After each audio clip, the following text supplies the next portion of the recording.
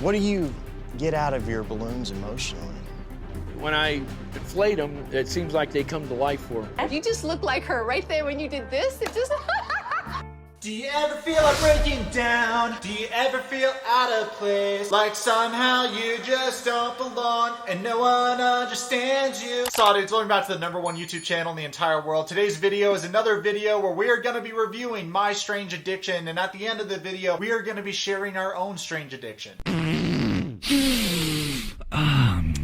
I think everybody in the world has something strange about them, or a strange addiction, a strange fetish, but today we are going to be reviewing people that are special because their strange addictions are way stranger than ours. So we're all going to sit down, review it as a family, and have a good laugh together. Let's roll the clips. I don't know if you guys have heard the good news, but Yourwetsock merch is currently on sale, so you guys should definitely go buy it because it slaps. Also, while you guys are at it, you should join the Yourwetsock membership program because I make a lot of custom videos for all channel members, and we got a lot of great perks, so you should definitely go check that out. So the first person we're looking at on my strange addiction is a woman named Carolyn. Carolyn has reinvented herself to look like Pamela Anderson because she idolizes Pamela Anderson. If you don't know who Pamela Anderson is, that's the girl that Borat almost kidnapped, but his plans were foiled. Pamela, would you marry me? No thanks.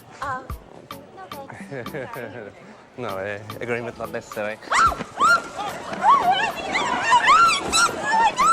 You hate to see it. I always root for my bros from Kazakhstan. #4 leading exporter of potassium. That's what I'm talking about. Carolyn's dreams of international superstardom have brought her to Los Angeles, the home of Pamela Anderson. So she's going for Pamela Anderson, but I feel like she came out looking like Trisha Paytas or looking like Darcy from 9 Day Fiance. I don't feel like she looks at all like Pamela Anderson, but hey sis, do your thing. Let me know what you guys think about this, but I think she looks old and young at the same time. Like if you look at her face, I can't get a good read on how old this girl is. So when Carolyn gets to LA, she unpacks her suitcase. She's very excited to be in LA, and she says that she has an outfit for every single event or every encounter that she could have, and she shows all her clothes, and it looks like kind of thrifty, you know what I'm saying, or dated. It looks like Halloween costumes, kind of, some of the items she pulls out. Also, this girl's low-key a messier packer than I am, which I didn't think was possible because I'm a pretty messy packer, but it looks like she just raided her entire closet, took all the clothes, and just threw it in the suitcase. I'm not even a neat freak, but this girl's mad messy. Look, I have no sense of style, and who am I to judge? But at the same time, I feel like these clothes are a little bit tacky. Like this top she's holding up, it's just dainty. And if my grandmother Joan Rivers was here, she would say that top is complete ass. She would say it more eloquently than I put it, but you know, same.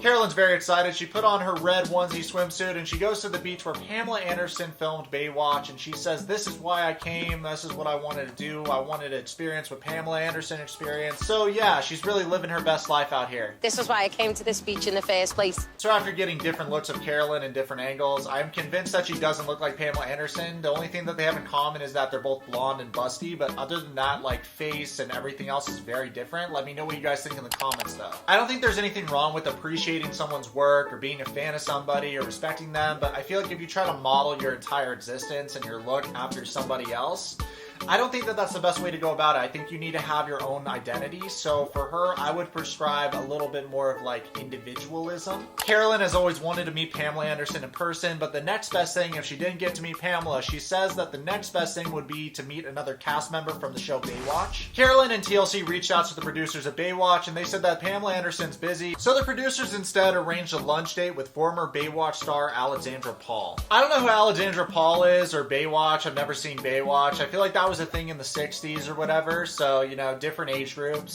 You look a lot like Pamela. Oh, thank you so much. Oh, it's so nice. Thank you very much. Well, right away we can see Alexandra Paul is a liar. I don't know her, I've never seen her work, but I can tell that she fits right in LA because she does not look like Pamela Alexandra. She looks like Trisha Paytas. In the 5 years that I worked with Pamela, I never heard her say a bad word about anybody. If other people say bad things about you, that's their conscience that they have to deal with, not yours. So it says more about them than it does about you. I think you and Pamela would be right sync. Alexandra's doing a really good job of gassing up this fan, and from what she says about Pamela, Pamela's the kind of person that's never said a bad word about anybody. Yeah, dude, same. Like, I would never say a bad word about anybody, dude. I'm just like so spiritual, and I'm such a good person. You guys should subscribe. I know she was studying Buddhism when we were shooting Baywatch. Well, I study quantum mechanics. Oh, you do? Oh my gosh, I don't know anything about quantum mechanics. So it's spirit and science together. Yes. So that's what I study. I'm not gonna lie, when this girl said she studied quantum mechanics, I was like, okay, you have my attention. Then she explained her definition of quantum mechanics, and I was like, wrong. You're a fucking idiot. When I was on set with Pamela, she was studying Buddhism. This girl's over here, bruv, that's incredible because I study quantum mechanics. Same. Hey dude, it's kind of not the same thing, but sick input. I know I could create anything I wanted, so I wanted to create something which I found a desire for, or something where I resonated with in somebody else, which is what I've done. Well, that's a very roundabout way of saying that you've copied Pamela Anderson and you've modeled your physical appearance after Pamela Anderson's. 99% of someone's success can be put down to their own mindset, because what comes from within first is what projects outwards. So Yeah. you get back what you give out. Who does this girl think she is, coming in here trying to give us life advice? Does she think she's Ty Lopez or something, trying to sell us on something? Listen, girl, you don't even have a sense of identity. How I see Pamela is that her sensuality is not because of her breast implants or her beautiful hair or anything. It's something that comes out from her. From within. If I had long blonde hair and large breasts, I would not be able to project the same kind of sensuality that she does. Oh, you know what? You're right, dude. The most famous thing about Pamela Anderson is her sensuality, not her big titties, for sure. Like, that's what she's most known for, right? What this girl just said is like me saying, yeah, Johnny Sins, dude's really famous for his charisma, not his big fat wiener. That had nothing to do with it, dude. He's really famous for his charisma. I think sensuality is part of poise. You know, and Yes. when someone has poise, it just comes from them naturally. Like a grace. Yes. Well, you know, I have to say that I think it's great that you... This old actress is really trying to think of something positive to say about this girl. This conversation is so forced, I'm dead. You admired somebody and you worked really hard to take the best of them and incorporate it into your life. Wow! The land of make-believe! Imitation is the highest form of flattery, so I imagine that Pamela would be flattered that you think so highly of her. Yeah, dude, I highly doubt that. I think Pamela would be weirded out, and I think anyone would be weirded out if someone copied their entire look. I feel like that is not the move, but okay, pop off. It's like, am I the only honest person in the world? What does it come to? Do we just say things to make other people feel better? Is no one honest anymore? Oh, thank you very much. I also made up a name for the process in which I've created this look, which is Pamification. Oh, that's a terrific term. And so for you, where are you in your Pamification? So Carolyn goes on to tell her that she's going to get bigger breasts, and then she says, no, the size you have is actually bigger than Pamela's, so you should stay at your current size if you're trying to replicate Pamela's look. I just thought I'd like to make me mark and, like, you know, get myself out there in the, you know, USA market a bit. So this girl wants to get into the US market. She wants to make a name for herself in Hollywood. I don't know how this girl can make her mark in Hollywood when her entire persona is copying Pamela Anderson, and Pamela Anderson was a trend 30 or 40 years ago, so that's a dead trend, bro. Millions and millions of people have already seen Pamela Anderson, and you're like the Walmart knockoff version, so I don't know why you would think that you could make a dent in Hollywood. So, you know, I think being an actress here, one of the tougher things was auditioning. I have a friend who's a casting director, and so maybe we could set you up to do an audition, and you could get some feedback from a caster. You could actually be auditioning like Pamela had to audition for Baywatch and other projects that... That would be fantastic. So that's really nice of her to try to set her up with one of her friends who is a casting director and try to see how she does at auditions. I love when people move to LA with stars in their eyes and get their dreams absolutely crushed. So best of luck to Carolyn for being the greatest Pamela Anderson impersonator that she can be. Now let's look at the guy that's sexually attracted to balloons. So this is Julius. He's 62 years old and he's addicted to balloons. Julius says that balloons are soft, beautiful, eloquent. He has a connection with them. Julius says intellectually he knows that balloons are not alive, but maybe it's his love for him that makes them become alive.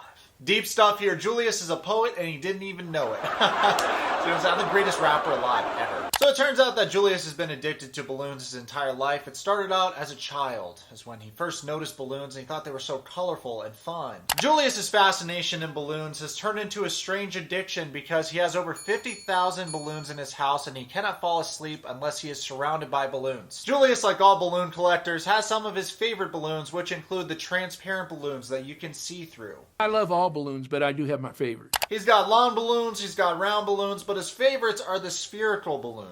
He says he doesn't know why he prefers the spherical ones, but it's kind of like a guy preferring blondes over brunettes. It's kind of not like that, because we're talking about balloons. But pop off, sis. Julius even has an entire room dedicated to balloons, which he named the Balloon Sanctuary.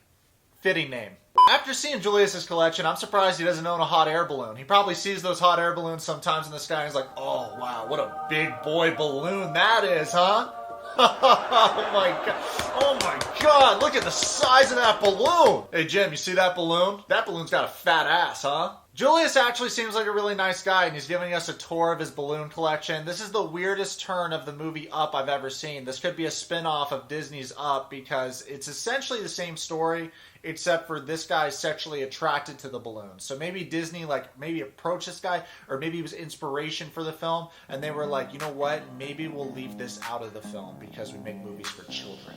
Another impressive addition to his balloon collection is the weather balloon, which is 5 foot. It's a big white balloon, and he is very proud of this one. He said he would fit a bigger balloon in the room, but he can't because then he wouldn't be able to get around the room. So, and you know, as soon as Julius said that, I knew that the weather balloon was definitely the move. So Julius says that his love for balloons is also a sexual love. When he sees balloons, his heart starts to flutter and he gets aroused. He says he'll take a 12-inch balloon and he'll inflate it to an 11-inch so that it can take a lot of abuse. I don't even know what that means, but it sounds really cringe when I say it out loud. So something quirky that Julius likes to do is inflate a balloon and hug it and love it. And he says that, hey man, you know, it's not weird. Don't you love girls? Balloons are the same thing. And what can I say? The man has a point. Same, but different. But still same. So Julius says that it's actually not that uncommon to have a fetish for balloons. I doubt it, but okay. He says there's 2 categories. There's the poppers and the non-poppers. The poppers get aroused from popping balloons, and the non-poppers get aroused from feeling the balloons and not popping them. And Julius happens to be one of the non-poppers. I'm so pumped I can make this video and we could find out the distinctions between the balloon fetish community, like the non-poppers and the poppers. This is really important information that you guys can carry on for the rest of your lives. So Julius reveals that when he was 4 years old, he got a balloon from his mother in the hospital and it popped and he cried himself to sleep that night. So since then, he doesn't like to hear balloons pop.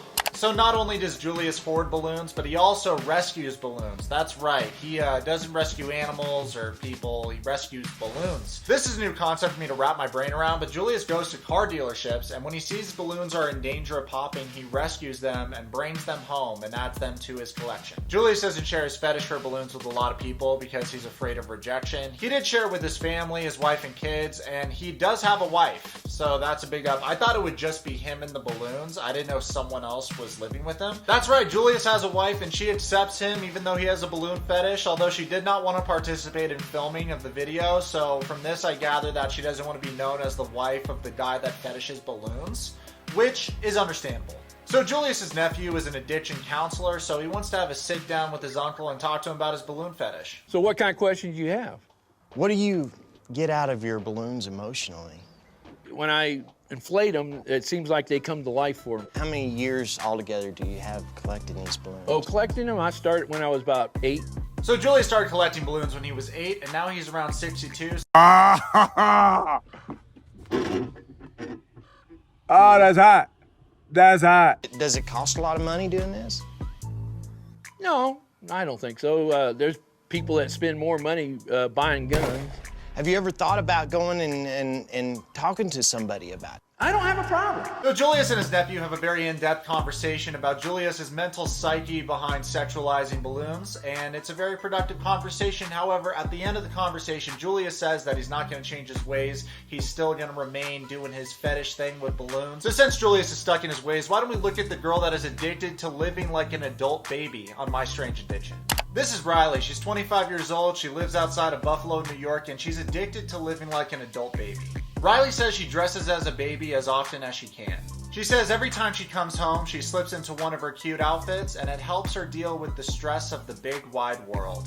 Can I ask you guys an honest question? Have you ever been so stressed out from work that you went home and changed into baby clothes and pretended you were a baby? No? Okay, me neither. I was just checking. Riley has turned her room into a nursery, and she sleeps in her crib every single night. Riley loves pajamas, especially footsie pajamas. She loves pink and pretty things, and she loves to put her hair in pigtails. You know what's funny? Growing up, I encountered a couple horse girls, but I've never encountered a baby girl. I think that she's very rare. I've never encountered somebody that dresses up like a baby before. This one horse girl I encountered, when I was a kid, I used to draw pictures of dead horses, and I would hand it to her, and she would cry. But you know what? Honestly, looking back on that, I've matured a lot as of recent.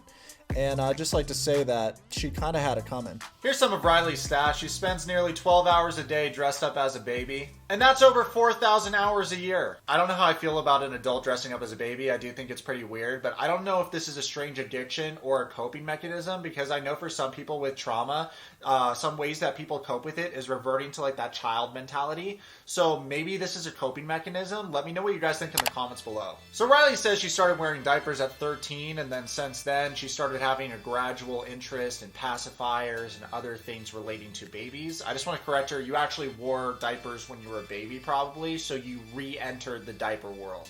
You didn't start at 13. You wore them before and then you restarted at 13. You know, there's a difference there. I think the age regression that Riley's participating in is a way of coping for some kind of trauma. At least that's what I'm gathering from the situation. It's kind of like she lives a double life, because she'll go to work, act normal and everything, and then she'll come home behind closed doors when she feels comfortable. She'll revert to a baby. For me, my coping mechanism is anime, especially Attack on Titan. Season 4 is about to rip. So Riley's friend James says that he found out about Riley's secret of dressing up like a baby about 3 years into their friendship, and he accepts it, even though he does think that's really weird. And Riley goes on to say that this is her well-kept secret that she keeps guarded from everybody, but this video has 6 million views, so now like everybody knows your secret, Riley, so I don't think it's a secret anymore.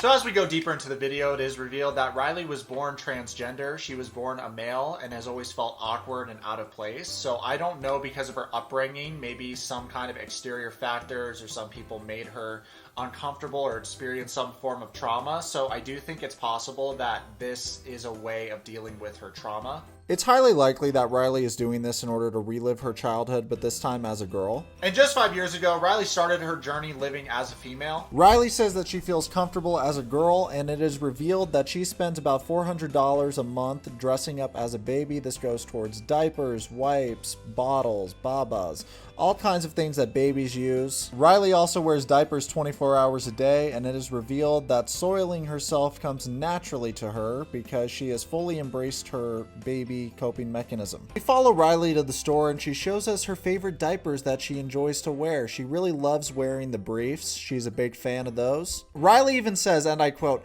"The feeling of release and the feeling of comfort of a warm, wet diaper is something very dear to me." No! God, please, no! No! So in the end, Riley talks to a therapist, and the therapist says that it's a coping mechanism and no one can stop this except for Riley. And if Riley doesn't want to stop dressing up like a baby, then Riley doesn't have to. Basically, this is all on Riley's terms. Riley reveals to the therapist that when she was in 8th grade, at the time she was a boy, and another boy came and bullied her and broke both of her wrists. So Riley goes on to say that she's experienced a lot of bullying throughout her life. And let me know what you guys think about this. I feel like everyone's been bullied at some point in their life. But despite that, a lot of us don't dress up like babies. Let me know what you guys think about this. I feel like if you lived your childhood as a boy and then you switch to being a girl, why do you have to go back and relive your childhood as a girl? You know what I mean? Like, can't you just start from the place you're at currently in life living as a female? I don't really know what the purpose is of trying to relive the past. You can't really relive the past. I feel like you need to move on. But if this is a coping mechanism and she's not harming anybody and this is just kind of like what she does in her free time, I feel like it's for sure weird, and no one can say that this isn't weird. But at the same time, if she wants to deal with her trauma like this, I mean, that's on her. Well, guys, hope you enjoyed this video. Comment below, subscribe. Let's be friends. Let's be friends. Follow me on Twitch and on Instagram right now.